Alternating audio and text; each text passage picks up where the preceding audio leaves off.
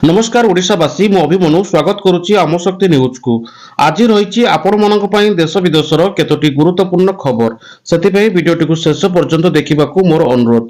आसतु जानिबा आजिर प्रथम खबर।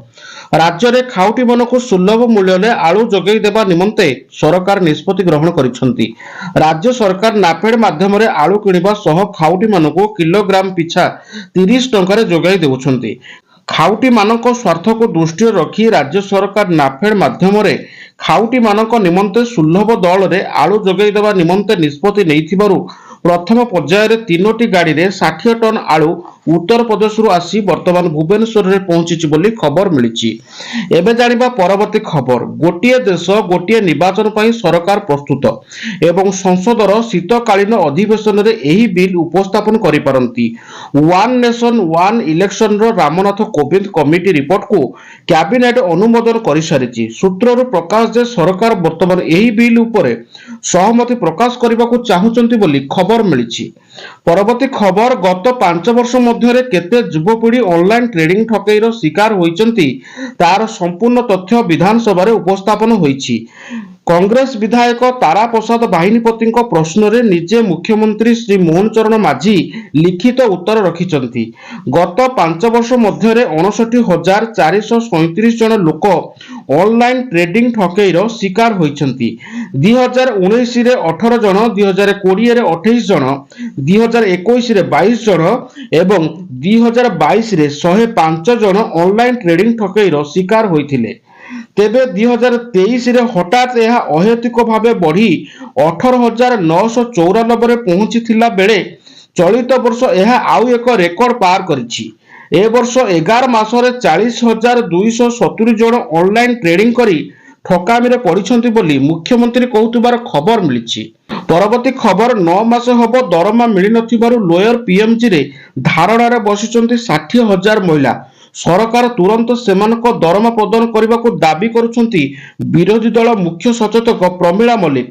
केबे सुधा सेमानक न्याय पाइबे ए नै रूलिंग दाबी करथिले विरोधी दल मुख्य सचेतक। यहाँ पर 15 जनिया बीजेडी विधायक टीम लोयर पीएमजी आसी धारणा रे बसिथिबा महिलांक सह सामिल होइचंती। एही अवसर रे विधायक अरुण साहू सरकार को ऊपर बसिचंती। से कहिचंती सरकार तुरंत बकेय दरमा प्रदान करंतु। दाबी पूरण न होबा जाय ए लड़ाई जोरदार हेबो बोली खबर मिलिछि।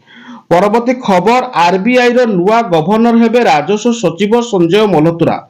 तांकर कार्यकाल आसंता 3 वर्ष पर्यंत रहिबो। से वर्तमान आरबीआई रो गवर्नर शक्तिकांत दासଙ୍କ स्थान नेबे। तेबे से एही डिसेंबर 11 तारिख रु दायित्व ग्रहण करिवे। वर्तमान आरबीआई गवर्नर शक्तिकांत दासଙ୍କ कार्यकाल डिसेंबर मास 10 तारिख रे शेष होबाको जाउछु बोली खबर मिलिछि। परवर्ती खबर। विरोधी कब्जा रे सीरिया। इस्तफा पर राष्ट्रपति बशर अल असद देश छाड़ी परिवार सह रूस रे नेले आश्रय।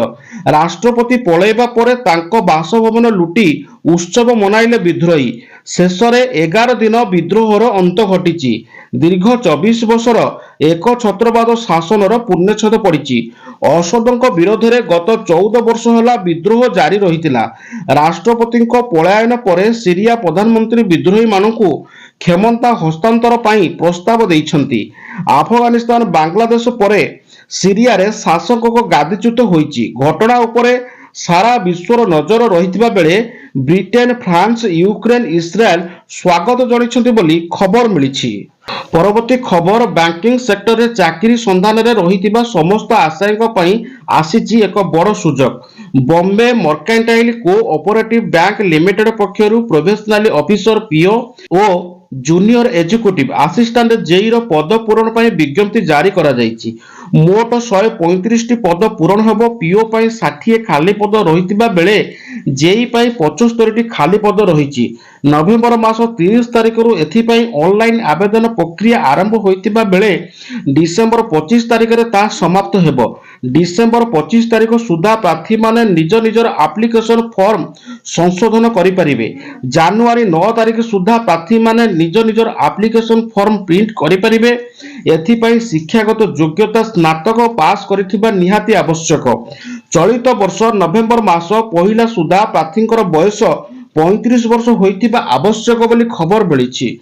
ପରବର୍ତ୍ତୀ ଖବର, ରାଜ୍ୟ ସରକାରଙ୍କର ମତ୍ସ୍ୟ ଏଆରଡି ବିଭାଗ ଅଧୀନରେ ନିଯୁକ୍ତି ପାଇବାକୁ ଥିବା ସହକାରୀ ମତ୍ସ୍ୟ ଅଧିକାରୀ ଗ୍ରୁପ ବି ପଦକୁ ନେଇ ଆସିଛି ଏକ ବଡ଼ ଅପଡେଟ୍। ଆସନ୍ତା 22 ତାରିଖ ରବିବାର ଦିନ ସହକାରୀ ମତ୍ସ୍ୟ ଅଧିକାରୀ ଲିଖିତ ପରୀକ୍ଷା ଅନୁଷ୍ଠିତ ହେବ। କଟକର ତ୍ରିଶୂଳିଆ ସ୍ଥିତ ସରସ୍ୱତୀ ଶିଶୁ ବିଦ୍ୟା ମନ୍ଦିର ଠାରେ ଏହି ପରୀକ୍ଷା ଅନୁଷ୍ଠିତ ହେବ। ଏନେଇ ଓଡ଼ିଶା ଲୋକସେବା ଆୟୋଗ ତରଫରୁ ପ୍ରୋଗ୍ରାମ ଜାରି କରାଯାଇଛି। ଆସନ୍ତା 22 ତାରିଖରେ ଦୁଇଟି ପର୍ଯ୍ୟାୟରେ ଏହି ପରୀକ୍ଷା ଅନୁଷ୍ଠିତ ହେବ। ପ୍ରଥମ ପର୍ଯ୍ୟାୟ ପରୀକ୍ଷା ସକାଳ 9:30ରୁ ଆରମ୍ଭ ହୋଇ 12ଟାରେ ସମାପ୍ତ ହେବ ଏବଂ ଦ୍ୱିତୀୟ ପର୍ଯ୍ୟାୟ ପରୀକ୍ଷା ଦିନ ଦ୍ୱିପହର 2ଟାରୁ ଆରମ୍ଭ ହୋଇ 4:30ରେ ସମାପ୍ତ ହେବ। ପେପର 1 ପାଇଁ ସବଜେକ୍ଟ କୋଡ୍ 01 ରହିଥିବା ବେଳେ ପେପର 2 ପାଇଁ ସବଜେକ୍ଟ କୋଡ୍ 02 ରହିଛି।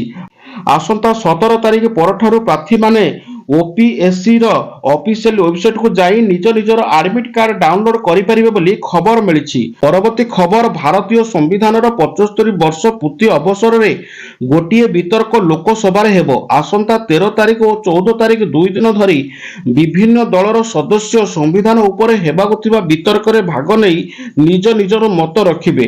ସବୁ ସଦସ୍ୟ ମତ ରଖି ସାରିବା ପରେ ପ୍ରଧାନମନ୍ତ୍ରୀ ନରେନ୍ଦ୍ର ମୋଦି ନିଜର ପକ୍ଷ ରଖିବେ। ସେ ଡିସେମ୍ବର 14 ତାରିଖରେ ସମ୍ବିଧାନ ବିତର୍କରେ ଭାଗ ନେଇ ଜବାବ ରଖିବେ ବୋଲି ଖବର ମିଳିଛି। ପରବର୍ତ୍ତୀ ଖବର, ରାଜ୍ୟସଭା ଅଧ୍ୟକ୍ଷ ଜଗଦୀପ ଧନଖଡ଼ଙ୍କ ବିରୋଧରେ ଇଣ୍ଡିଆ ମେଣ୍ଟ ଅନାସ୍ଥା ପ୍ରସ୍ତାବ ଆଣିପାରେ। କଂଗ୍ରେସ ପକ୍ଷରୁ ଏହି ପ୍ରସ୍ତାବ ଅଣାଯାଇପାରେ, ଯାହାକୁ ମେଣ୍ଟର ଅନ୍ୟ ସହ ଦଳ ମଧ୍ୟ ସମର୍ଥନ କରିପାରନ୍ତି। ସମାଜବାଦୀ ପାର୍ଟି ଏବଂ ଟିଏମସି ଏହି ଅନାସ୍ଥା ପ୍ରସ୍ତାବ ପକ୍ଷରେ ଥିବା କୁହାଯାଉଛି। ରାଜ୍ୟସଭା ଅଧ୍ୟକ୍ଷ ଜଗଦୀପ ଧନଖଡ଼ ପକ୍ଷପାତ କରୁଥିବା ବିରୋଧୀ ଦଳ ନେତା ଅଭିଯୋଗ କରିଛନ୍ତି ବୋଲି ଖବର ମିଳିଛି। ପରବର୍ତ୍ତୀ ଖବର, କଟକ ରାଜାବଗିଚା ସିଟି କଲେଜରେ ଦୁଇ ଛାତ୍ର ଗୋଷ୍ଠୀଙ୍କ ମଧ୍ୟରେ ମାରପିଟ୍। ଏକ ନିର୍ଦ୍ଦିଷ୍ଟ ଗୋଷ୍ଠୀ କଲେଜରେ ପଢୁଥିବା ଯୁକ୍ତ 2 ଛାତ୍ରଙ୍କୁ ମରଣାସ୍ତ୍ରରେ ଆକ୍ରମଣ କରିଥିବା ଅଭିଯୋଗ ହୋଇଛି। ଏନେଇ ବାଦାମବାଡ଼ି ଥାନାରେ ଲିଖିତ ଅଭିଯୋଗ କରିଛନ୍ତି ଯୁକ୍ତ 2 ଛାତ୍ରଛାତ୍ରୀ। ସୂଚନା ଅନୁସାରେ କିଛି ଅଣଛାତ୍ର ପ୍ରତ୍ୟେକ ଦିନ ନିଶାସକ୍ତ ଅବସ୍ଥାରେ କଲେଜ ଛାତ୍ରୀମାନଙ୍କୁ କମେଣ୍ଟ ପାସ୍ କରିବା ସହ ଅସଦାଚରଣ କରୁଥିବା ଅଭିଯୋଗ ହୋଇଛି। ସେମାନଙ୍କୁ ବିରୋଧ କରିବାରୁ ସେମାନେ ମରଣାନ୍ତକ ଆକ୍ରମଣ କରିଛନ୍ତି। ଏନେଇ ପୋଲିସକୁ ଅବଗତ କରିବାରୁ ଥାନା ଅଧିକାରୀ କିଛି ନ ବୁଝି ଓଲଟା ଥାନା ପରିସରରେ କଲେଜ ଛାତ୍ରଙ୍କୁ ମାଡ଼ ମାରିଥିବା ଅଭିଯୋଗ ହୋଇଛି ବୋଲି ଖବର ମିଳିଛି। ପରବର୍ତ୍ତୀ ଖବର, ବର୍ତ୍ତମାନ ଦେଶର ସବୁଠାରୁ ବଡ଼ ବ୍ୟାଙ୍କ ନିଜ ଗ୍ରାହକଙ୍କୁ ଝଟକା ଦେଇଛି। ଏଚଡିଏଫସି ବ୍ୟାଙ୍କ କିଛି ସମୟ ପାଇଁ ଲୋନ୍ ଉପରେ ଏମସିଏଲଆର ରେଟ୍ ବୃଦ୍ଧି କରିଛି। ଏମସିଏଲଆର ରେଟ୍ରେ 0.05% ସୁଧ ବୃଦ୍ଧି କରାଯାଇଛି। ବ୍ୟାଙ୍କର ଏହି ଝଟକା ପରେ ଓଭରନାଇଟ୍ ପିରିୟଡ଼ ପାଇଁ ଲୋନ୍ର ଦର 9.15%ରୁ ବଢ଼ି 9.20% ହୋଇଯାଇଛି। ନୂଆ ଋଣ ଦର 7 ତାରିଖ ଡିସେମ୍ବରରୁ ଲାଗୁ କରାଯାଇଛି। ବ୍ୟାଙ୍କର ଏହି ନିଷ୍ପତ୍ତିରେ ଏଚଡିଏଫସିରୁ ନେଇଥିବା ହୋମ୍ ଲୋନ୍, କାର୍ ଲୋନ୍ ଗ୍ରାହକଙ୍କ ପାଇଁ ଇଏମଆଇ ଉପରେ ଏହାର ପ୍ରଭାବ ପଡ଼ିବ। ଏମସିଏଲଆର ବଢ଼ିବାରେ ଫ୍ଲୋଟିଂ ଲୋନ୍ର ସୁଧ ଦର ବଢ଼ିଯାଇଥାଏ, ଯାହା ଗ୍ରାହକଙ୍କ ପାଇଁ ଏମପିଆଇର ବୃଦ୍ଧି ହୋଇଥାଏ। ବ୍ୟାଙ୍କ କେବଳ ଓଭରନାଇଟ୍ ଏମସିଏଲଆରରେ ପରିବର୍ତ୍ତନ କରିଛି। ଅନ୍ୟ ପିରିୟଡ଼ରେ ଲୋନ୍, କାର୍ ଲୋନ୍, ପର୍ସନାଲ ଲୋନ୍ର ସୁଧ ଦର ବଢ଼ିଯାଇଛି। ସେହିପରି ଯେଉଁ ଲୋକ ବ୍ୟାଙ୍କରୁ ଲୋନ୍ ନେବାକୁ ଚାହୁଁଛନ୍ତି ସେମାନଙ୍କୁ ମହଙ୍ଗା ଲୋନ୍ ମିଳିବ ବୋଲି ଖବର ମିଳିଛି। ପରବର୍ତ୍ତୀ ଖବର, ବିଧାନସଭାରେ ପହଞ୍ଚି ନାମାଙ୍କନ ଭରିଲେ ସୁଜିତ କୁମାର। ମୁଖ୍ୟମନ୍ତ୍ରୀ ଓ ବିଜେପି ରାଜ୍ୟ ସଭାପତିଙ୍କ ଉପସ୍ଥିତିରେ ନାମାଙ୍କନ ଭରିଲେ ସୁଜିତ। ବିଜେଡିରୁ ରାଜ୍ୟସଭା ସାଂସଦ ପଦରୁ ଇସ୍ତଫା ଦେବା ପରେ ରାଜ୍ୟସଭା ପଦ ପାଇଁ ଏବେ ବିଜେପି ପକ୍ଷରୁ ନାମାଙ୍କନ ଭରିବାକୁ ଯାଉଛନ୍ତି ବୋଲି ଖବର ମିଳିଛି। ପରବର୍ତ୍ତୀ ଖବର, ରାଜ୍ୟର ସବୁ ଜିଲ୍ଲା ମୁଖ୍ୟାଳୟରେ ମେଡିକାଲ କଲେଜ ସ୍ଥାପନ ହେବ। 30ଟି ଜିଲ୍ଲାରେ ମେଡିକାଲ କଲେଜ ଖୋଲିବାକୁ ସରକାର ପ୍ରତିଶ୍ରୁତିବଦ୍ଧ ବୋଲି ଆଜି ଗୃହରେ ସ୍ୱାସ୍ଥ୍ୟମନ୍ତ୍ରୀ କହିଛନ୍ତି। ସୂଚନା ଅନୁସାରେ ରାଜ୍ୟ ବିଧାନସଭାର ଶୀତକାଳୀନ ଅଧିବେଶନରେ ସ୍ୱାସ୍ଥ୍ୟମନ୍ତ୍ରୀ ମୁକେଶ ମହାଲିକ ରାଜ୍ୟରେ ଡାକ୍ତର ଅଭାବ ଥିବା ନେଇ ଗୃହରେ ସ୍ୱୀକାର କରିଛନ୍ତି। ଏହା ସହ ସେ କହିଛନ୍ତି ଡାକ୍ତର ନିଯୁକ୍ତି ପାଇଁ ବିଜ୍ଞାପନ ବାହାରିବ। 3000 ପାରା ମେଡିକାଲ ଷ୍ଟାଫ ନିଯୁକ୍ତି ପାଇଁ ବିଜ୍ଞାପନ ବାହାରିବ। ନିଯୁକ୍ତି ପାଇଁ ରାଜ୍ୟ ସରକାର ବିଜ୍ଞାପନ ପ୍ରକାଶ କରିବେ। ଖୁବ୍ ଶୀଘ୍ର 5000 ଡାକ୍ତର ନିଯୁକ୍ତି ପାଇଁ ବିଜ୍ଞାପନ ବାହାରିବ ବୋଲି ମନ୍ତ୍ରୀ କହୁଥିବାର ସୂଚନା ମିଳିଛି ବୋଲି ଖବର ମିଳିଛି। ଦର୍ଶକ ବନ୍ଧୁ, ଇଏ ଥିଲା ଆଜି ଦିନର କେତୋଟି ଗୁରୁତ୍ୱପୂର୍ଣ୍ଣ ଖବର। ଆଶା କରୁଛି ଆମର ଖବର ପ୍ରସାରଣ ଆପଣମାନଙ୍କୁ ଭଲ ଲାଗୁଥିବ। ଯଦି ଆମର ଭିଡ଼ିଓ ଆପଣମାନଙ୍କୁ ଭଲ ଲାଗୁଥାଏ ଭିଡ଼ିଓଟିକୁ ଲାଇକ୍ କରିବେ, ସେୟାର କରିବେ। ଚ୍ୟାନେଲରେ ପ୍ରଥମ ଥର ଯଦି ଭିଡ଼ିଓ ଦେଖୁଥାନ୍ତି ଚ୍ୟାନେଲର ସପୋର୍ଟ ପାଇଁ ସବସ୍କ୍ରାଇବ୍ କରିବେ। ଚ୍ୟାନେଲର ନୋଟିଫିକେସନ ଆଇକନକୁ ଅଲ୍ ରଖିଲେ ଆମର ପରବର୍ତ୍ତୀ ସମ୍ପର୍କିତ ଭିଡ଼ିଓର ସୂଚନା ସର୍ବପ୍ରଥମେ ଆପଣ ପାଇପାରିବେ। ଦର୍ଶକ ବନ୍ଧୁ, ଆଜି ପାଇଁ ରହୁଛି। ନମସ୍କାର। ଜୟ ଜଗନ୍ନାଥ।